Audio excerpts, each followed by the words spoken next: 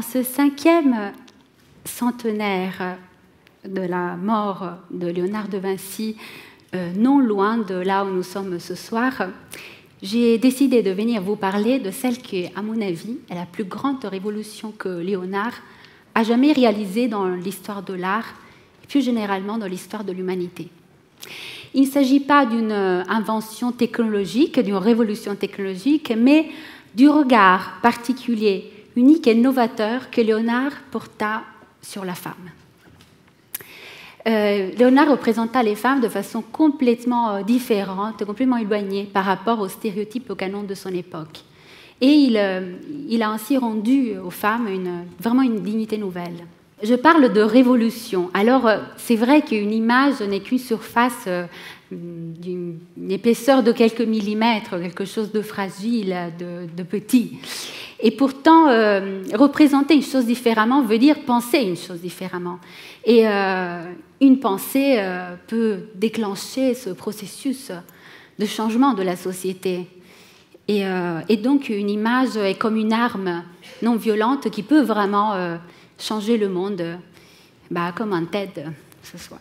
Avant de regarder comment Léonard a représenté les femmes, je voudrais vous montrer comment l'époque de Léonard représentait traditionnellement les femmes. Et j'ai choisi donc un chef-d'œuvre de Raphaël que vous connaissez peut-être, parce que c'est un tableau très connu, qui d'ailleurs s'inspire un peu de la Joconde dans la position des mains et dans la mise en page de la composition que Raphaël connaissait parce qu'il avait fréquenté à ce moment-là l'atelier de Léonard. Cette femme est la femme idéale de la Renaissance, c'est-à-dire une très bonne affaire. Elle a apporté à son mari une dot très importante. Elle a fait un très beau mariage avec un marchand. Et d'ailleurs, cela est dit clairement par ces vêtements qui attirent tout de suite notre attention. Ces vêtements précieux, mais aussi ces bijoux importants qui ont une signification symbolique. Et par exemple, la perle qui pend sur sa poitrine est un symbole de la fidélité, une vertu maritale fondamentale pour une femme. Évidemment, une fidélité qui ne sera pas réciproque. Voilà. Mais la chose qui nous frappe vraiment quand on regarde ce tableau, c'est en réalité le regard de cette femme. Ce sont des yeux qui voient sans regarder. Cette femme, finalement, est un objet passif de notre observation. Mais elle n'échange pas avec nous. Elle est un objet. Léonard, cette représentation de la femme était très ancrée de l'époque de Léonard, et même Léonard, dans son premier portrait de femme, finalement a à peu près interprété ce type d'image. Vous voyez que cette femme qu'aujourd'hui qu'on a pu identifier grâce au buisson de genévrier qui est derrière elle, qui évoque par assonance le prénom Ginevra, Benci, nous apparaît froide, de marbre, très distante. Ce regard aussi est vide. Mais néanmoins, Léonard, déjà à ce moment-là, regardez, nous sommes 20 ans avant le portrait, même plus que le portrait que je vous ai montré tout à l'heure, Léonard essaye d'innover. Il n'accepte pas que cette femme puisse ne pas avoir un monde intérieur. Et donc, il se sert de 2 stratagèmes, je dirais. Le premier, c'est l'interaction, non pas avec le spectateur, mais avec le paysage. La froideur, quelque part, de cette femme semble envahir le paysage et le congeler en une atmosphère d'automne.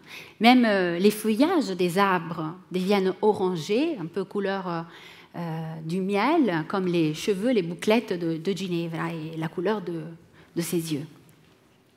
Et même, regardez le bleu qui est utilisé pour le fond, exactement le même, pour cette eau qui est glaciale, exactement le même du ruban qui serre sa robe. Mais voilà, Ginevra a ce regard baissé, comme tous les manuels de l'époque de bonne éducation de jeunes filles disaient que devait être le regard d'une femme, c'est-à-dire les paupières un peu baissées, pour jamais rencontrer directement le regard de leur époux, en signe d'humilité, de modestie et surtout de soumission. Mais Ginevra, il y a une chose très particulière si nous comparons avec le tableau que je vous ai montré tout à l'heure. Léonard prend un parti un peu particulier. Pourtant, Ginevra appartenait à une famille fortunée. Elle a un très beau vêtement, mais vous voyez, elle n'a aucun bijou. Si nous voulons savoir pourquoi, retournons le tableau et nous verrons derrière la réponse. Eh bien, il y a un écriteau en latin qui nous dit que la forme, la beauté de cette femme est décorée par sa vertu. En fait, l'ornement de cette femme est sa beauté, et donc sa vraie présence, sa vraie essence, c'est sa vertu, c'est son monde intérieur. Donc c'est une femme qui nous invite à découvrir ce qu'il y a derrière cette image, cette apparence. Mais ça sera à Milan que Léonard réalisera ce que je appelle le premier portrait d'une femme intelligente de toute l'histoire de l'art. Et regardons un petit peu comme on a fait à Florence, c'est la situation des femmes, de la représentation des femmes à Milan. C'est encore pire qu'à Florence, parce que, vous voyez, à Milan, on n'aime pas le paysage, donc le fond est noir, et on aime le portrait de profil. Donc, aucune interaction avec nous, et donc cette froideur, cette distance est encore plus forte, encore plus importante. Et vous voyez aussi cette femme, c'est une femme objet, hein, avec tous ces bijoux qui la recouvrent de la tête aux pieds. Rien à voir avec ce portrait de Cecilia Gallerani, la dame à l'hermine, dont là aussi un jeu de mots nous permet de l'identification, parce que vous savez que l'hermine en grec veut dire galet, donc Gallerani. Et cette femme fait partie d'un triangle, est protagoniste d'un triangle de regard. Nous la regardons, mais Cecilia regarde quelqu'un d'autre de façon active.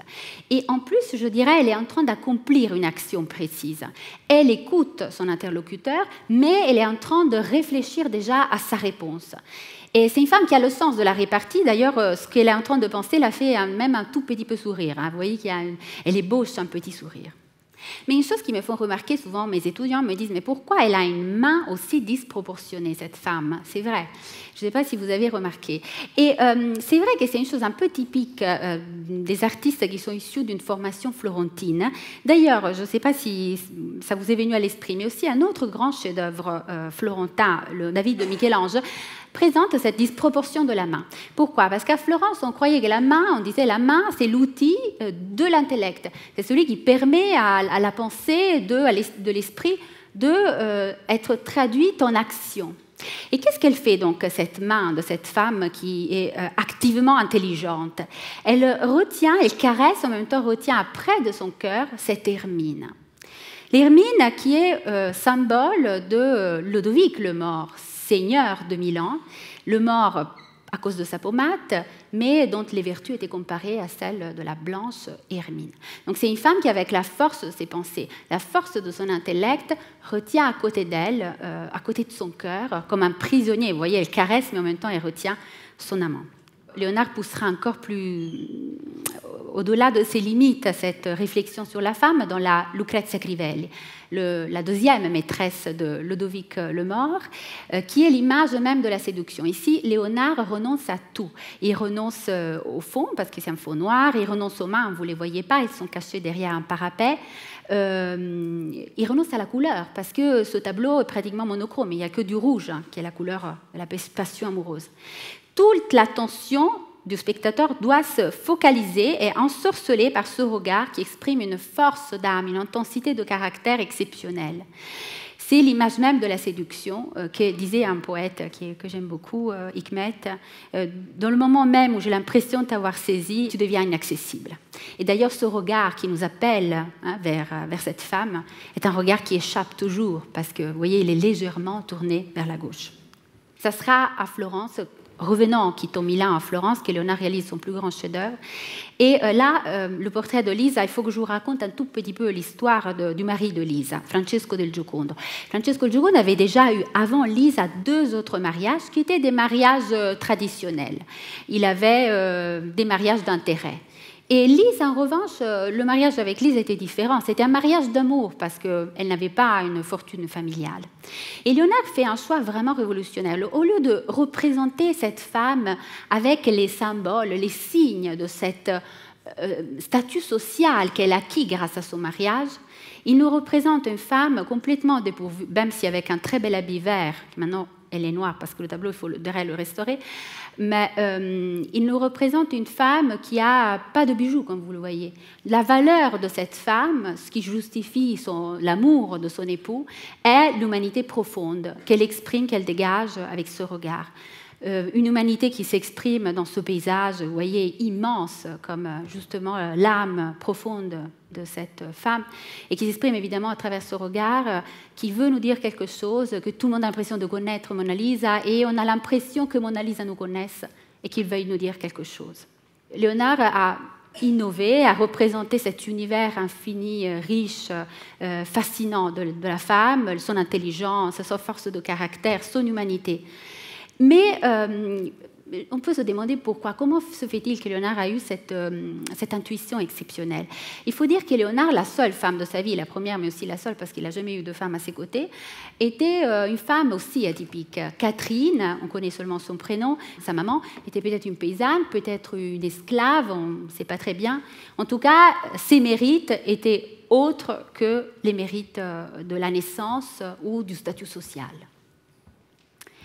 Et d'ailleurs, justement, sur ce sujet de la maternité, Léonard aussi restitue aux femmes une dignité, une valeur que leur époque ne reconnaissait pas. Pendant sa période romaine, donc la dernière étape avant de venir en France, Léonard fait des études d'embryologie et développe une pensée complètement novatrice sur le rôle de la femme dans la création.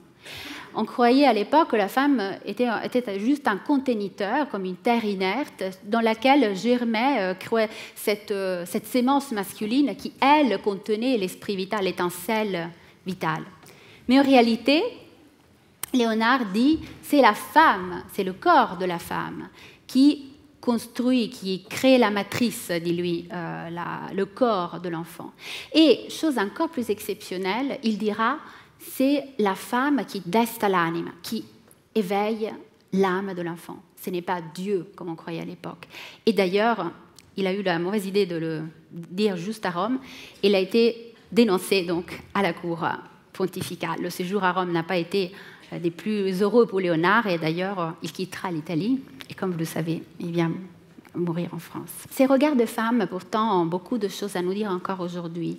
Je crois que dans le domaine du progrès technologique, en effet, nous avons réalisé presque tous les rêves de Léonard. L'avion, le compteur de kilomètres, l'hélicoptère, le masque tuba. Et pourtant, ces images expriment un projet humain qui, me semble, n'a pas encore entièrement été réalisé dans la société, dans le monde d'aujourd'hui. Léonard a une sensibilité vraiment exceptionnelle pour tous les êtres de l'univers. Même pour les animaux, il était végétarien. On dit qu'il achetait des oiseaux en cage pour ouvrir la cage et les laisser voler libres en l'air. Et donc, il est impensable qu'il n'ait pas eu une sensibilité pour le statut de la femme, pour la condition de la femme de son époque. Donc, comme je disais, ces images sont un projet, quelque part, pour l'humanité, qui, me semble, n'est pas encore aujourd'hui entièrement réalisé, contrairement à l'avion, l'hélicoptère, etc.